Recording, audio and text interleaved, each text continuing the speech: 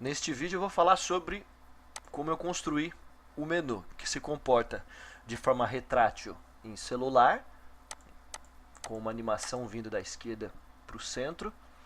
Ele tem dois níveis de menu. Quando você clica na seta, ele expande ou recolhe. Ele também tem a opção de, quando você clica mais à esquerda no item de menu, ele navegar, mesmo em um item que é retrátil, né? Por exemplo, About, ele é uma opção que dá outras opções de escolha, né, no segundo nível, mas também à esquerda, se você clica, ele navega. No caso do desktop, o menu fica sempre disponível, não é mais retrátil.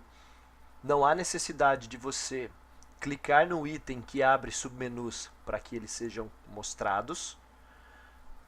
E nos menus que tem submenus, você pode clicar em qualquer região que ele também navega.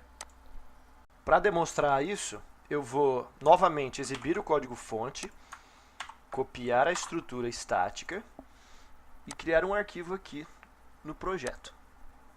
Por quê? Porque eu já dividi a estrutura em templates, em pedaços do lado do servidor, então fica um pouco difícil de entender. Como o objetivo aqui não é mostrar a estrutura server-side por enquanto nesse vídeo, vou usar esse artifício.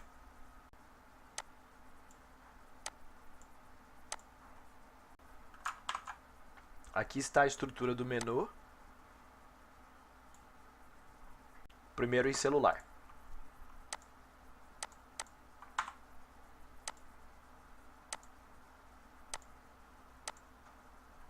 Esse invólucro aqui foi desenvolvido para resolver um problema em desktop, não interessa aqui em celular.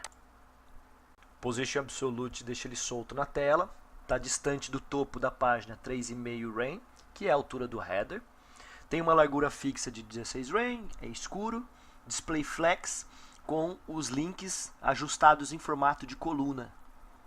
E ele tem uma transiçãozinha aqui de 200 milissegundos que começa rápido, começa devagar, depois acelera, depois fica um pouquinho rápido, justamente para ter esse efeito de transição aqui. E a jogada nesse caso é o seguinte, ele tem o left menos 16 REM, que é exatamente o tamanho da largura dele por padrão, quando ele está retrátil. Dá uma olhadinha aqui, ó, 16 REM. Quando eu clico no hambúrguer, o JavaScript adiciona a classe visível que faz o left ser 0. E aí ele caminha do menos 16 REM, ou seja, fora da tela, ele fica aqui fora da tela, até o left 0. Então ele dá essa impressão de ser uma porta corrediça. O hambúrguer adiciona ou remove a classe visível.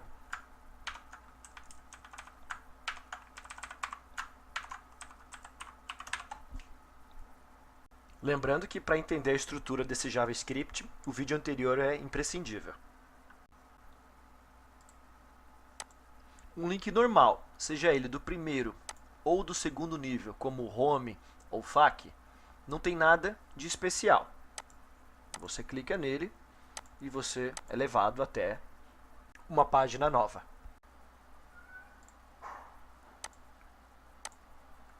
Como esse, só um link com href, ou esse aqui. Para representar os itens com submenu, eu criei a seguinte convenção. O link que vai abrir um submenu, ele tem a classe sub e necessariamente deverá haver como próximo irmão dele aqui um div com a classe sub contendo outros links. Não criei nenhuma estrutura para permitir com que isso seja indefinido e recursivo. Somente dois níveis. Vamos dar uma olhada no CSS primeiro, né? Do link e do div.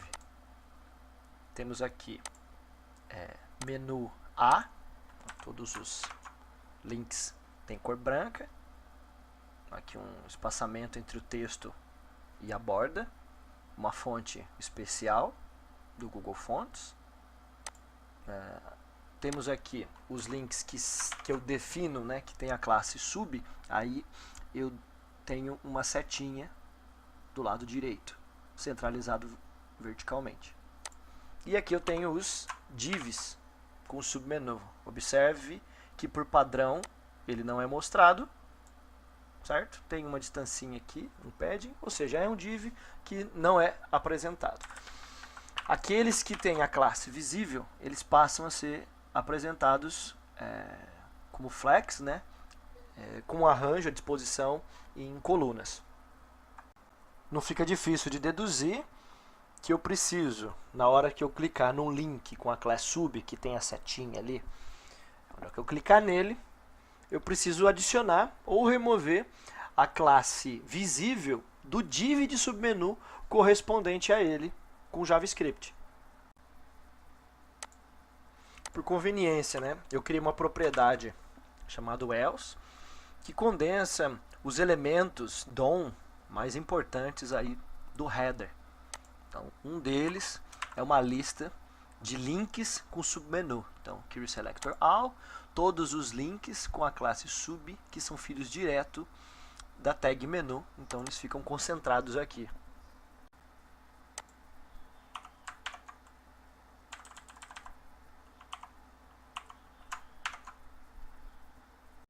Nesse trecho, eu percorro a lista de links com submenu e adiciono uma função anônima no clique. Se o dispositivo é touch e onde eu pressionar com o dedo for acima de 200 pixels em relação ao comecinho do link, ele vai executar essa operação. Basicamente, ele vai pegar o submenu correspondente, vai pegar o próximo irmão e vai adicionar ou remover a classe visível. Para a execução, para não executar algum clique no body, e não executo a operação padrão do navegador. Por que maior do que 200 pixels e por que não executar o padrão?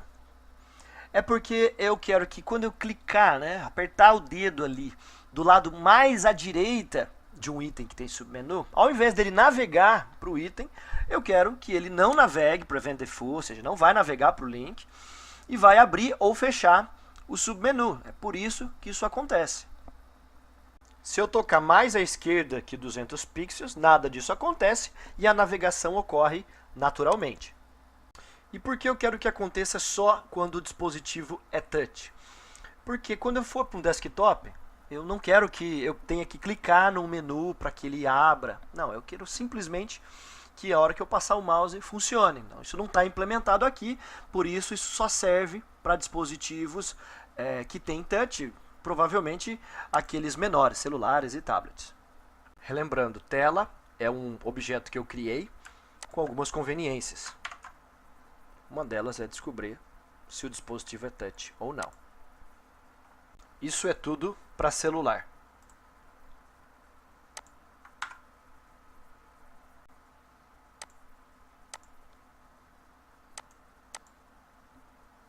O wrapper que engloba o menu, ele só tem definição de CSS a partir de 1024 pixels.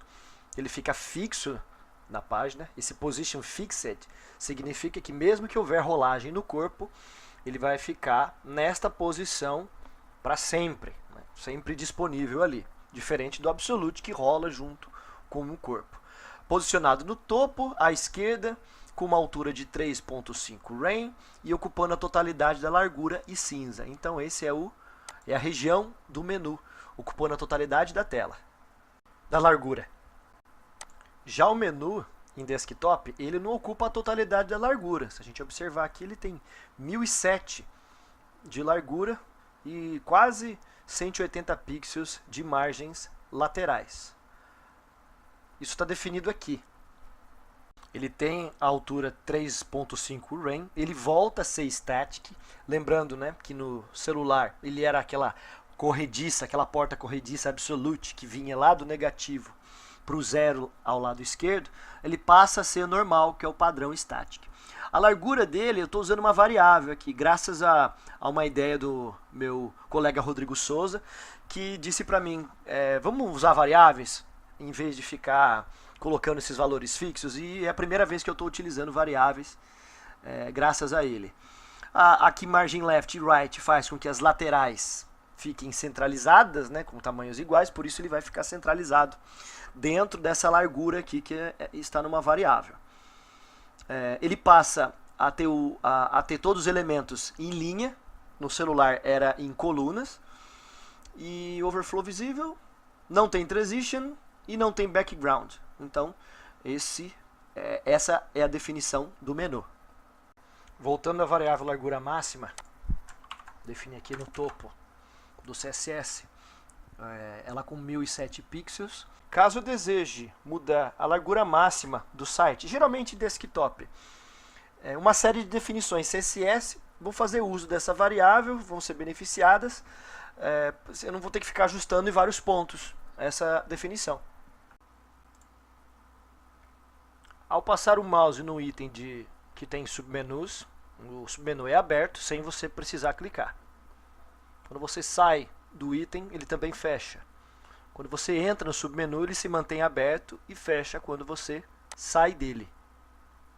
Quando você clica em qualquer ponto do item que tem submenu, ele funciona normalmente, não tem nenhuma definição para isso. E obviamente quando você clica no item que tem links, né, um item de submenu que tem link, você também navega. Como é que o JavaScript faz isso?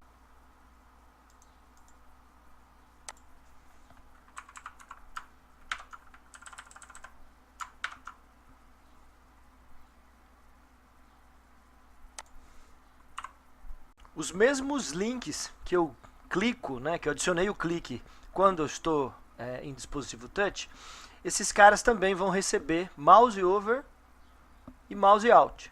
Só que, ao contrário do clique, eu quero que isso aconteça só quando ele não é touch. Novidade aqui é que, além de eu tornar o submenu visível, eu tento posicionar ele exatamente à esquerda que o link se encontra. Então esse get bounding client direct me retorna uma série de coordenadas aí, de largura, altura, posição final, topo, do começo. É um retângulo mesmo que ele mostra para mim que todo elemento DOM que tem visibilidade na tela tem. E eu faço com que o left dele tenha o left desse retângulo mais pixel aqui, então ele vai ficar posicionado certinho à esquerda. Porque os submenus são position absolute em desktop. Quer ver? Procurar aqui sub no desktop, o position dele é absolute. O topo dele é sempre 3,5, ele sempre vai ficar ali um pouquinho abaixo do menu mesmo, que tem altura de 3,5, e o left aqui está 0 por uma conveniência, mas dinamicamente, à medida que eu passo o mouse sobre um item de menu, que tem, né, que vai abrir para submenu, ele por JavaScript é posicionado adequadamente no lugar logo à esquerda. A coisa começa a complicar quando eu fecho o menu. Como é que eu fecho um menu? Tem um mouse alt aqui, também checo se ele é instante. Só que, ao invés de eu fechar imediatamente, removendo a classe visível, eu preciso fechar algum tempo depois de eu sair com o mouse de cima. Aqui eu coloquei 25 milésimos. Por que eu faço isso? Se eu decidir fechar instantaneamente um item de submenu, quando eu parar de passar o mouse em cima no menu dele, que o abre, eu não vai dar nem tempo de eu conseguir entrar no submenu para escolher alguma opção. Então eu dou um delay aí de 25 milésimos. Isso aqui é tempo suficiente para o mouse entrar no submenu, e aí sim, quando eu entro no submenu, eu tomo outra decisão. Dá uma olhada que o setTimeout retorna uma referência para mim com a qual eu posso trabalhar caso eu queira cancelar um agendamento. Então eu criei uma variável aqui chamada timerSub. Está aqui, ó, ela vale nulo no começo da execução. E toda vez que eu sair com o mouse, né, de um item que abre submenu, ela vai guardar a referência de um agendamento que vai acontecer dali a 25 milésimos. E aí o que eu faço? Eu percorro todos os submenus que está aqui convenientemente dentro desse atributo subs. Eles estão definidos aqui dentro, ó. Subs, todos os divs que tem class sub, que por consequência são todos esses caras aqui. Esse, por exemplo, esse, e por aí vai, né? Esse aqui também. O que eu faço lá no JavaScript deles? Quando eu passo o mouse em cima dele, eu também checo se ela não é touch, ou seja, se ela está no desktop, e eu cancelo o fechamento do menu, ou seja, percorri do item de menu que abriu o submenu até o submenu. Então ele não deve ser fechado. Então eu cancelo e aí com isso eu consigo navegar sobre o item, os itens que estão no submenu sem problemas. E é claro, né, quando eu sair do submenu, sair com o mouse em cima, aí sim eu tenho que novamente agendar um cancelamento para que ele aconteça. E aí funciona muito bem, é um mecanismo bem interessante. Bom, e com isso eu encerro a apresentação de como funciona o menu nesse template. Eu, como desenvolvedor, não tenho que ficar me preocupando mais com clique de botão, abrir, ocultar, mostrar ou não, recolher, navegar no item do celular, ou passar o mouse sobre, sair com o mouse sobre. Nada disso precisa estar na minha cabeça. O que eu preciso fazer como desenvolvedor de uma aplicação que vai fazer uso desse template são construir itens de menu e submenu, normalmente no HTML. Ou de maneira estática ou de maneira dinâmica no servidor, mas a implementação já está toda feita com muita tranquilidade.